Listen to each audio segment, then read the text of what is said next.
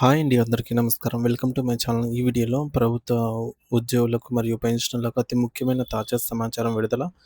దీనికి సంబంధించిన పూర్తి వివరాలు ఈ వీడియోలో తెలుసుకుందాము. వీడియో అయితే ఎక్కడే కానీ స్కిప్ చేయకుండా ఎండ్ వరకు చూసేయండి.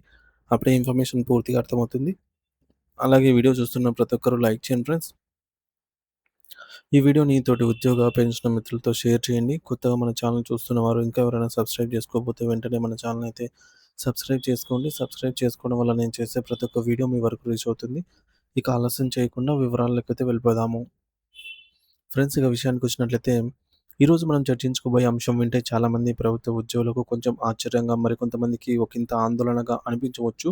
కానీ దీని వెనుక ఉన్న ఆర్థిక సత్యాన్ని గ్రహిస్తే మీరు ఖచ్చితంగా ఊపిరి పీల్చుకుంటారు. ఒకవేళ ఈ యొక్క విచిత్రమైన విషయం చెప్పి మీ జీతంలో ఒక భాగమైనటువంటి శాతాన్ని తగ్గినా మీ చేతికి వచ్చే నగదు పెరుగుతుందని చెప్పినా మీరు నమ్ముతారా?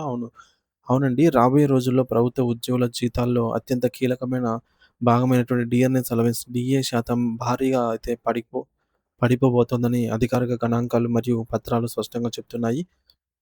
మామూలుగా అయితే డీఏ శాతం పెరగాలి. కానీ ఇక్కడ 12% నుంచి ఏకంగా 9% పడిపోవడం అనేది వినడానికి ఒక విపత్తులాగా అనిపించవచ్చు. కానీ ఇక్కడే అసలైన ఆర్థిక మ్యాజిక్ దాగి ఉంది. అంటే అంతలా పడిపోయినా సరే ఉద్యోగుల చేతికొచ్చే నికర జీతం మాత్రం పెరుగుతుంది.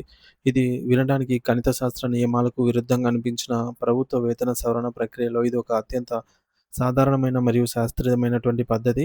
సాధారణంగా ప్రభుత్వ ఉద్యోగుల జీతాల పెంపు గురించి మాట్లాడేటప్పుడు ప్రజలు ఇదంతా ఒక ఏకపక్ష నిర్ణయమని, లేదా కేవలం ప్రభుత్వం ఇచ్చే ఒక బహుమతి అని పొరబడుతూ ఉంటారు.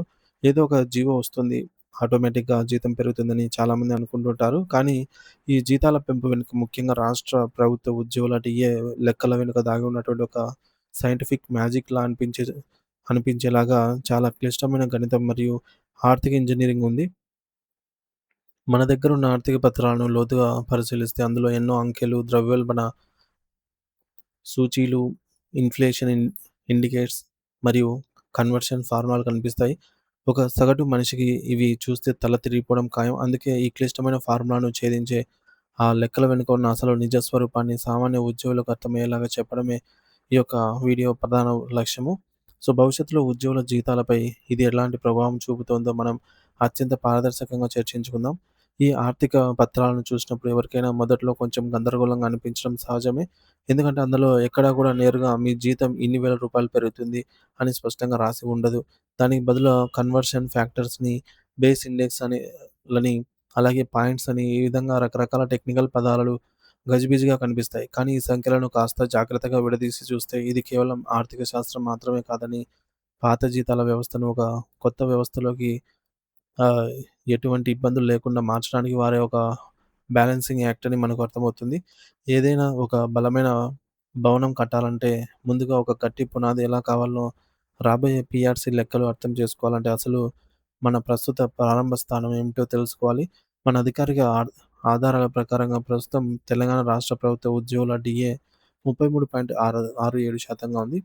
మరి ఇది జూలై 2023 నుంచి ఒక ప్రామాణిక లాజిక్ లాగా చేయబడింది. అసలు 33.67% అనే సంఖ్యను ఎందుకు పునాదిగా తీసుకోవాలి అంటే, డిఆర్‌ఎస్ అలవెన్స్ డీఏ అనేది ప్రభుత్వం ఇచ్చే ఏదో ఉచిత కానుక కాదు. అది మార్కెట్‌లో పెరుగుతున్న ధరల నుంచి ఉద్యోగిని కాపాడే ఒక రక్షణ కవచం. వస్తువుల ధరలు ప్రతిరోజు పెరుగుతూ ఉంటాయి. దీనినే మనం ద్రవ్యోల్బణం అంటాం. ఈ ద్రవ్యోల్బణం వల్ల రూపాయి విలువ పడిపోయినప్పుడు ఉద్యోగి యొక్క కొనుగోలు శక్తి దెబ్బతినకుండా ప్రభుత్వం ఇచ్చే నష్టపరిహారమే ఈ డీఏ. ఒక కొత్త పీఆర్‌సీ అమలు చేసేటప్పుడు పాత ద్రవ్యోల్బణాన్ని లెక్కలన్నిటిని ఒకే చోట ఆపి అక్కడి నుంచి సరికొత్త లెక్కలు మొదలుపెట్టాలి. అంటే పాత మీటర్‌ని ఆపి కొత్త మీటర్‌ను 0 నుండి మొదలుపెట్టడం లాంటిదన్నమాట. ఆగిన స్థానమే ఈ 33.67% అనే బేస్ లైన్. దీన్ని మనం వాడుకలో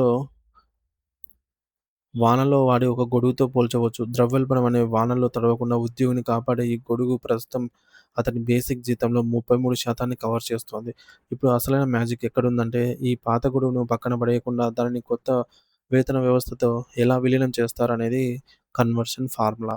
ఈ formula consumer price index for industrial workers అనే పదం నుంచి చాలా కీలకమనమాట. ద్రవ్యోల్బణాన్ని కొలవడానికి కేంద్ర ప్రభుత్వం దేశవ్యాప్తంగా ఎంపిక చేసిన మార్కెట్‌లో ఒక బాస్కెట్ ఆఫ్ గూడ్స్‌ను ఏర్పాటు చేస్తుంది. ఒక సగటు ఉద్యోగికి నెలకు అవసరమయ్యే బియ్యం, పప్పులు, కూరగాయలు, అద్దె, బట్టలు వంటి వస్తువుల ధరలు ఎంత పెరిగాయో లెక్కించి ఒక నంబర్ ఇస్తారు. అదే ఇండెక్స్. అయితే ఇక్కడ ఒక చిన్న లోపం ఏమిటంటే దశాబ్దాల క్రితం పారిశ్రామిక కార్మికుల కోసం రూపొందించిన ఈ కొలబద్దలను అంటే ఈ ప్రమాణాన్ని నేటికి అప్‌డేట్ చేయకపోవడము. సో, ఈ యొక్క ప్రస్తుతం ఉన్నటువంటి సాఫ్ట్‌వేర్ మరియు హైటెక్ పద్ధతుల్లో పనిచేసే ప్రభుత్వ ఉద్యోగులకు జీతాలకు వాడటం అనేది అన్యాయం. సో, నేటి ఉద్యోగుల వైఫై బిల్లులు, ఆధునిక రవాణా ఖర్చులు, పిల్లల చదువుల ఖర్చులు చాలా ప్రధానం. కానీ పాత ఇండెక్స్‌లో ఇవి పూర్తిగా ప్రతిబింబించవు. ఇవేవి ఉండవు అన్నమాట. అయినప్పటికీ జాతీయ స్థాయిలో ఇదే ప్రామాణికం కాబట్టి దీని ఆధారంగానే లెక్కలు వేస్తారు. ఇక గణితంలోకి వెళ్తే 2016 సంవత్సరాన్ని బేస్ ఇయర్‌గా తీసుకొని అప్పటి ఇండెక్స్‌ను 261.42గా నిర్ధారించారు. 2004 జనవరి నుండి అమలు చేయబోయే కొత్త లెక్కల కోసం జూలై 2023 నాటి పెరిగిన ఇండెక్స్ ము 382.25ను తీసుకున్నారనమాట. గణిత శాస్త్రం ప్రకారం ఒక భిన్నంలో క్రింద ఉన్న సంఖ్య పెరిగే కొద్దీ ఆ భిన్నం పై విలువ తగ్గిపోతుంది. ఒక కేక్‌ను 10 మందికి పంచితే వచ్చే ముక్క కంటే 30 మందికి పంచితే వచ్చే ముక్క భిన్నంగా చిన్నదిగా ఉంటుంది. సో, అదే లాజిక్ ఇక్కడ వాడతారు. దీనివల్ల కన్వర్షన్ ఫ్యాక్టర్ అనేది 0.9 నుంచి 0.68కి పడిపోయింది. ఇది చూసి ఉద్యోగులు నష్టపోయామని భయపడుతుంటారు. ఇది సహజమే. కానీ ఈ ఫ్యాక్టర్ అని 0.68 ఫ్యాక్టర్ అనేది కేవలం కొత్త విధానంలో మారే వంతెన మాత్రమే. అసలు రహస్యం ఏమిటంటే మీ పాత 33.67% డీఏ మొత్తం మీ బేసిక్ పేలో పూర్తిగా కలిసిపోతుంది. సో, దీన్ని ఒక చిన్న ఉదాహరణతో వివరిస్తే, ఒక ఉద్యోగి పాత బేసిక్ జీతం అనేది రూ. 100 అనుకుందాము. దానికి రూ. 33 డీఏ వస్తుంది. ఇప్పుడు కొత్త పీఆర్సీలో ఈ రెండిటిని కలిపేస్తారు. అప్పుడు అతనికి కొత్త బేసిక్ జీతం అనేది రూ. 133 అవుతుంది. అంటే మీ పునాది బేసిక్ అమాంతంగా 33% పెరిగిపోయింది. దీనికి అదనంగా ప్రభుత్వం ఇచ్చే ఫిట్‌మెంట్‌ను కూడా తోడవుతుంది. ఇప్పుడు ప్రభుత్వం భవిష్యత్తులో ప్రకటించే ఏ కొత్త డీఏ పైనైనా సరే, ఈ పెరిగిన పెద్ద బేసిక్ జీతం మీదనే లెక్కిస్తారు. అందుకే కేంద్రం 4% పెంచినప్పుడు రాష్ట్రం దానిని 0.68తో గుణించి 2.73%గా ఇస్తుంది.